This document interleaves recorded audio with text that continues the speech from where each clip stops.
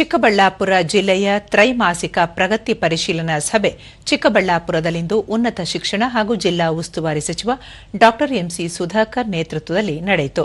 ಈ ವೇಳೆ ಕೋಲಾರ ಸಂಸದ ಎಂ ಮಲ್ಲೇಶ್ ಬಾಬು, ಶಾಸಕರಾದ SN Subbareddy, BN Ravikumar, KH Puttaswamygowda, ಜಿಲ್ಲಾ ಖಾತ್ರಿ ಯೋಜನೆಗಳ ಅನುಷ್ಠಾನ ಪ್ರಾಧಿಕಾರದ ಅಧ್ಯಕ್ಷ ಯಲುವಳ್ಳಿ ಎನ್ ರಮೇಶ್, ಜಿಲ್ಲಾಧಿಕಾರಿ ಪಿಎನ್ ರವೀಂದ್ರ ಸೇರಿದಂತೆ ಅಧಿಕಾರಿಗಳು ಉಪಸ್ಥಿತರಿದ್ದರು.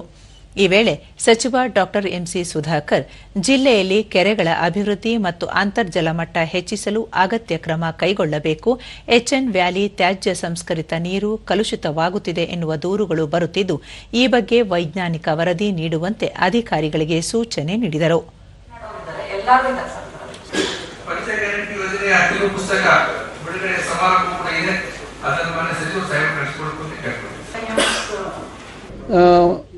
ಬಳಿಕ ಸುದ್ದಿಗಾರರೊಂದಿಗೆ ಸಚಿವರು ಕೃಷಿ ಚಟುವಟಿಕೆಗಳಿಗೆ ನೆರವಾಗಲು ನಿರ್ಮಿಸಿರುವ ಕೃಷಿ ಹೊಂಡಗಳಲ್ಲಿ ಆಕಸ್ಮಿಕವಾಗಿ ಬಿದ್ದು ಪ್ರಾಣ ಕಳೆದುಕೊಂಡಿರುವ ಪ್ರಕರಣಗಳು ಜಿಲ್ಲೆಯಲ್ಲಿ ಹೆಚ್ಚುತ್ತಿವೆ.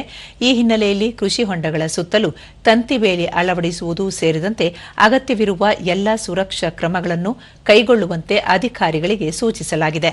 ಈ ವಿಚಾರದಲ್ಲಿ ರೈತರು ಮುನ್ನೆಚ್ಚರಿಕೆ ವಹಿಸಬೇಕಾಗಿದೆ.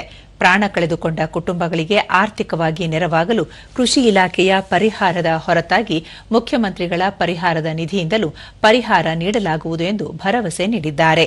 ಚಿಂತಾಮಣಿಯಲ್ಲಿ 3 ಜನ ಕೃಷಿ ಹೊಂಡದಲ್ಲಿ ಮೋಟರ್ ರಿಪೇರಿ ಮಾಡೋಕ್ಕೆ ಹೋಗಿ ಒಬ್ಬರಾದ್ಮೇಲೆ ಒಬ್ಬರು ಸತ್ತಿರ್ತಕ್ಕಂಥ ಘಟನೆ ಆದಮೇಲೆ ನಾವು ಮುಖ್ಯಮಂತ್ರಿಗಳ ಸಮೀಪ ಮಾತಾಡುವಂಥ ಸಂದರ್ಭದಲ್ಲಿ ಅದಕ್ಕೂ 2 ಲಕ್ಷ ಪರಿಹಾರ ಕೊಡ್ತೀವಿ ಅಂತಕ್ಕಂಥದ್ದು ಕಿವಿಗೆ ಬಿದ್ದ ಮೇಲೆ ಈಗ ನಾನು ಅದಕ್ಕೆ ಮೊನ್ನೆ ಮುಖ್ಯಮಂತ್ರಿಗಳ ಹತ್ರ ಅವ್ರು 3 ಜನಕ್ಕೂ 2 ಲಕ್ಷ ಕೊಡುವಂಥದ್ದಕ್ಕೆ ಬರೆಸಿದ್ದೀವಿ. ಅದು ಮಂಜೂರಾತಿಗೆ ಪ್ರಕ್ರಿಯೆಗಳು ನಡೀತಾ ಇದೆ.